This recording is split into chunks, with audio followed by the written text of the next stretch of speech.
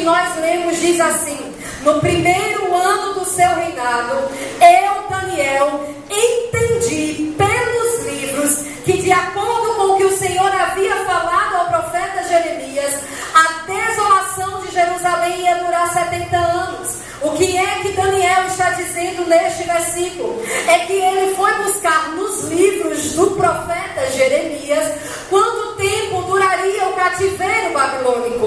Ele foi procurar na palavra da profecia quanto tempo duraria o cativeiro onde ele mesmo estava inserido. Ele foi buscar nas palavras de Deus quanto tempo duraria a sua prova, quanto tempo duraria a situação em que ele estava vivendo.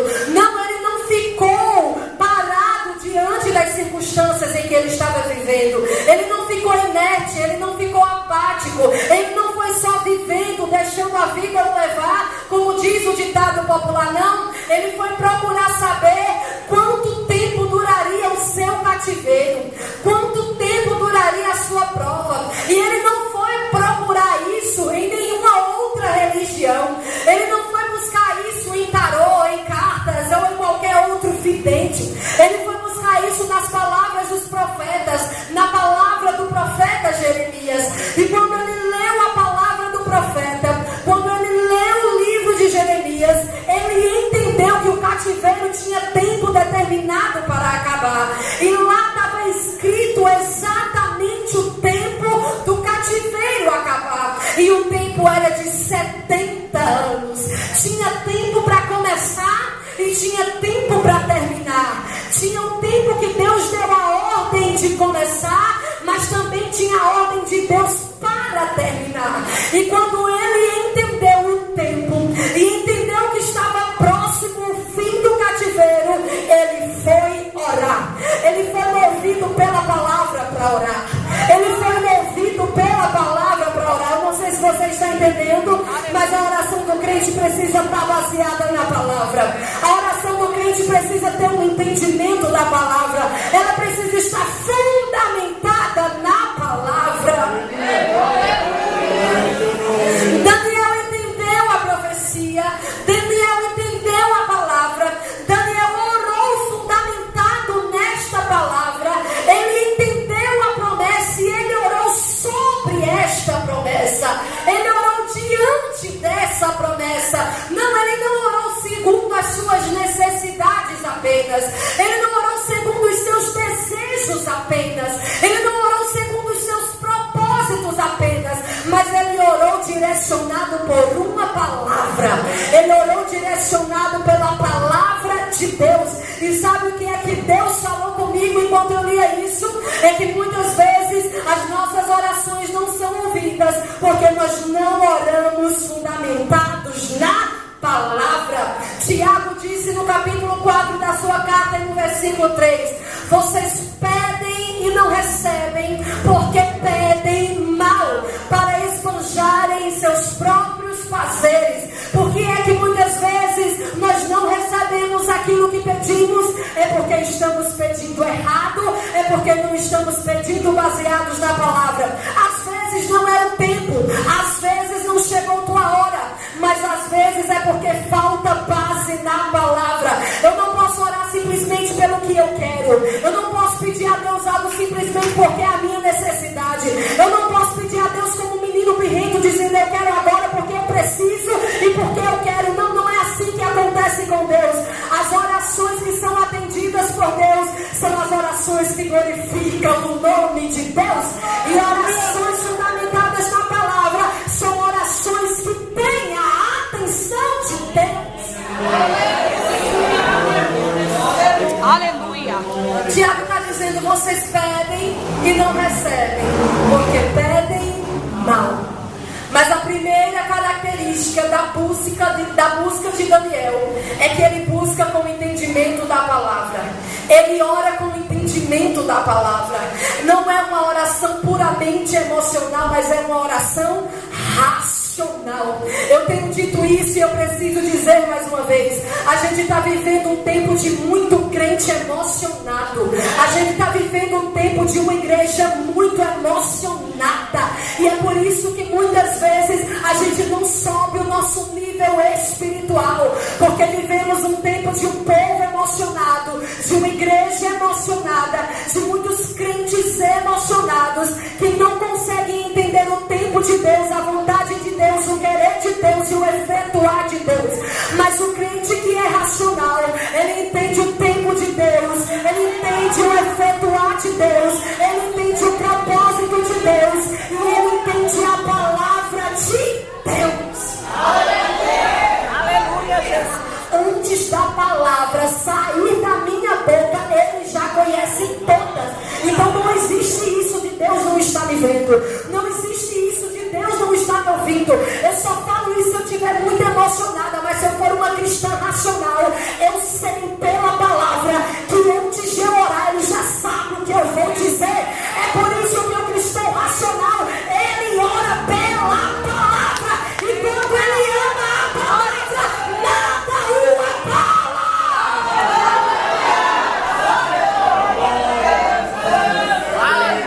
O cristão racional não tem tempo para ser dramático. Aleluia. Porque Deus não me ouve, ele ouve antes de sair a palavra da minha boca, ele já sabe. Porque Deus não me vê, ele me vê. Se eu me esconder até no céu, lá ele está. Não dá para ser dramático quando a gente entende a palavra. Oh, glória. Se tu tiver intimidade com alguém que está do teu lado, diz assim: para de drama, vai orar. Para de drama, vai orar. Para de drama, vai orar. Ora com entendimento, ora com razão, ora com verdade, ora com sinceridade, ora como quem guerreia.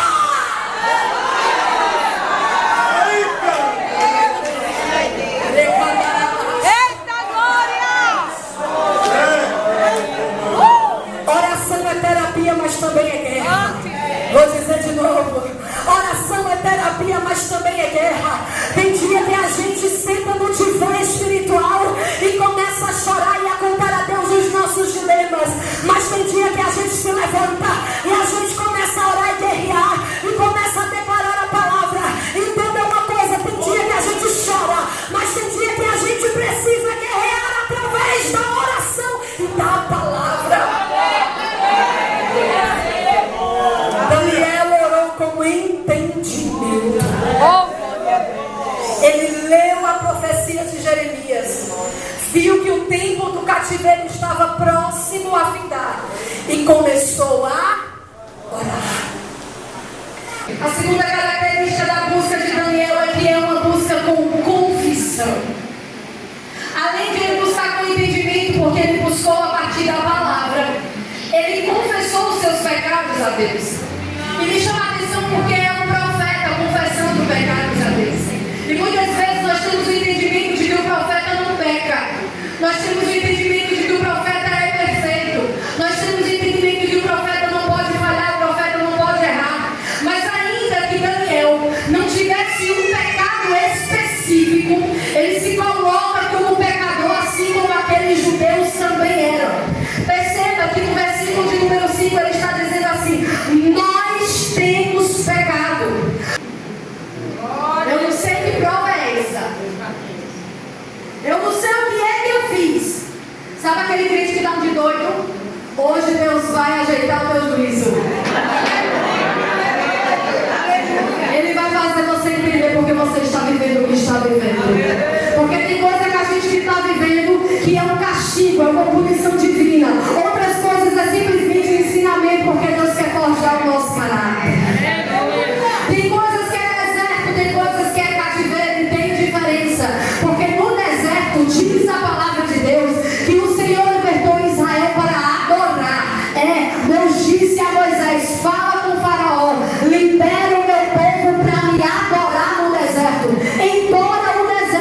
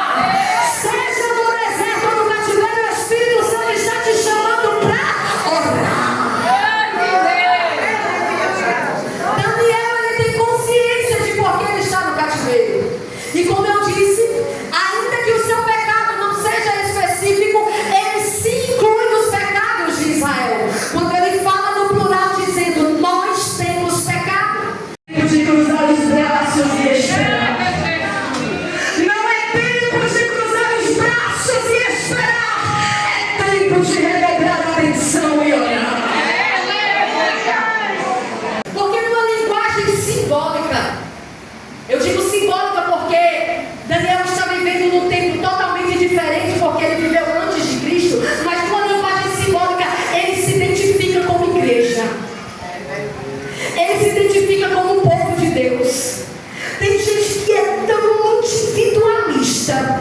Tem gente que é tão individualista que ele só quer saber dele mesmo, a bênção dele, as coisas dele, os projetos dele, os sonhos dele. E Deus está dizendo: mulher de oração e discípulo de oração precisa se compadecer das dores do outro.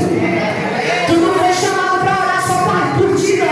Tem que orar por ti, pela tua casa, pela casa do vizinho, pela casa da tua amiga, pela casa da família, pela casa do pastor, porque Deus te chamou para orar. Mas tem gente que quer um título. Eu vou falar. Tem gente que quer um título, pastor. Eu sou dirigente do círculo da oração. Mas Deus está dizendo: eu não te chamei apenas para ter título, eu te chamei para ter ação. Não adianta ter nome de dirigente, mas não orar.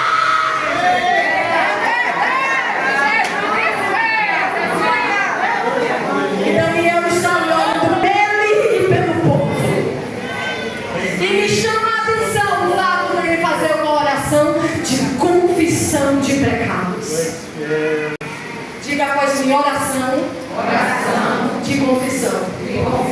Enquanto eu lia isso, o Espírito Santo falava que muitas pessoas enxergam o pecado do outro, mas não enxergam os seus próprios pecados.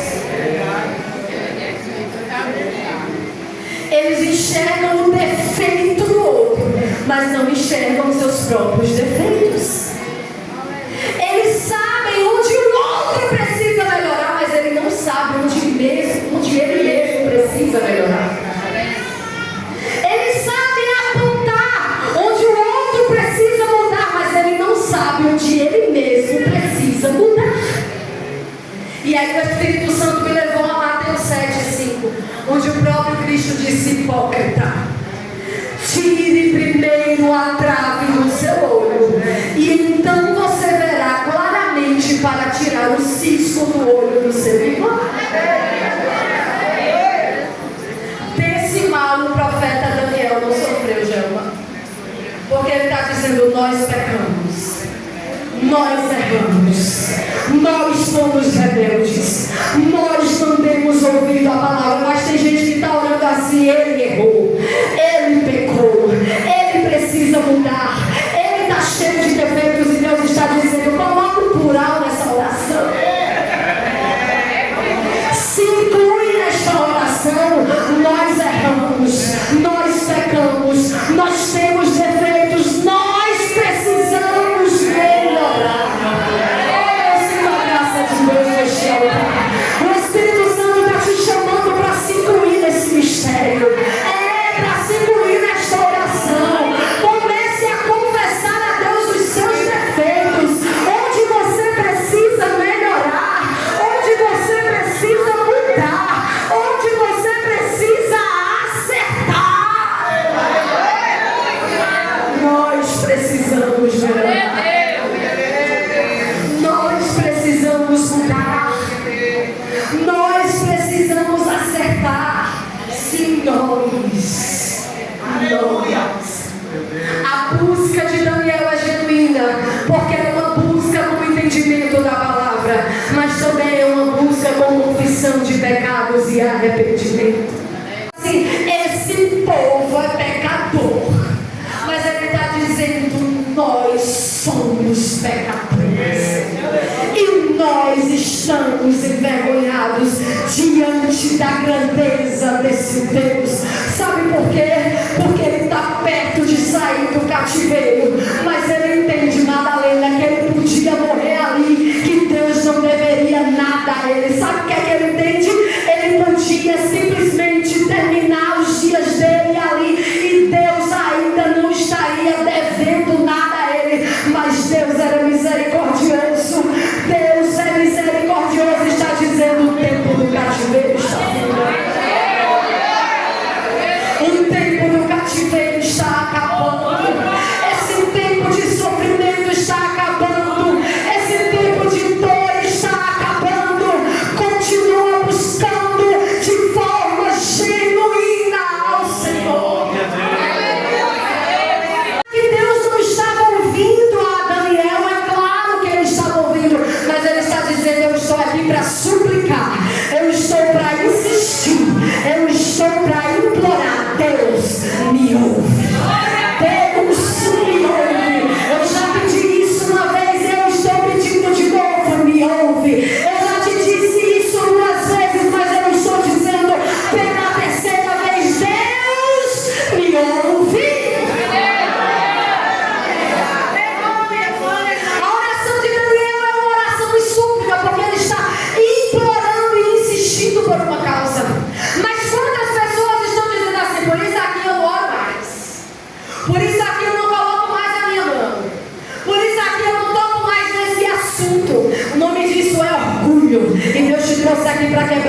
orgulho, para dizer: a oração que agrada a Deus é a oração em humildade, é a oração em confissão de pecados, é a oração com entendimento da palavra e é a oração com súplica. Continua insistindo, continua suplicando, continua pedindo, continua perseverando, continua implorando. Ah, Raquel, mas já faz tempo demais. Eu não quero saber quanto tempo faz. Eu quero saber que Deus te trouxe aqui para te dizer: insiste, insiste, insiste, suplica, implora.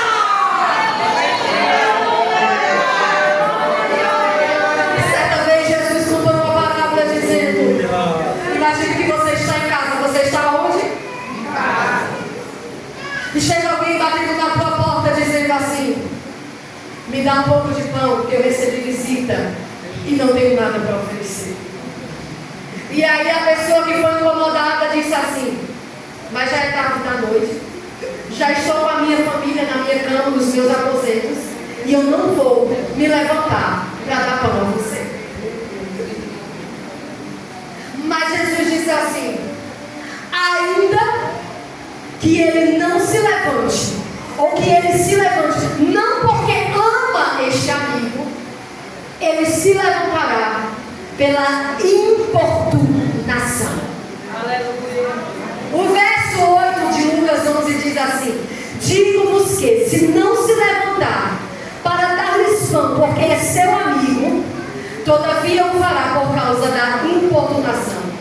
Ele dará tudo o que tiver necessidade. Pergunta para mim: o que é isso, Raquel? Significa que de tanto alguém insistir e bater na porta, alguém vai ficar agoniado, vai abrir a porta e vai dizer: toma esse pão e some da minha frente. É a parábola que está dizendo. Jesus quer dizer: você bate na porta de alguém, está muito tarde, alguém diz: não vou abrir, mas se tu continuar batendo,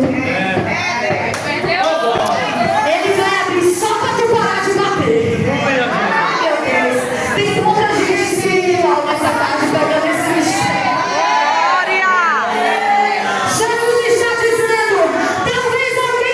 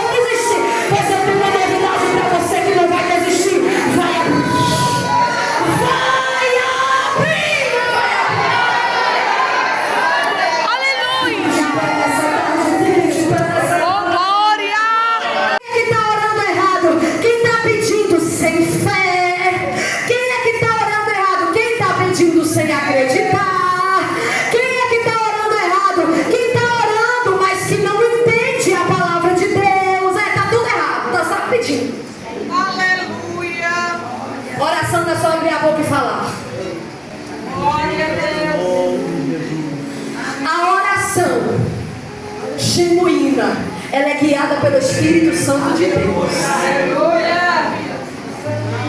E Deus te trouxe aqui para te ensinar a orar. Não, isso aqui é mais profundo do que você pode imaginar. Isso aqui é mais profundo do que você pode imaginar. Deus te trouxe aqui para te ensinar a orar.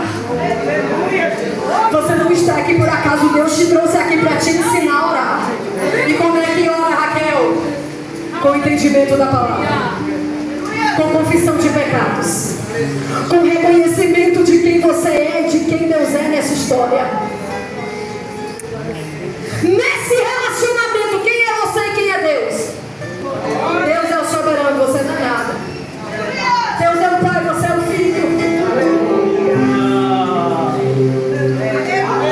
Deus é o grande, você é o pequeno. Deus te trouxe aqui para te ensinar a orar. Com o entendimento da palavra, com confissão de pecados, com reconhecimento, com adoração e com súplica, com insistência, com perseverança. Você entendeu como é que se ora?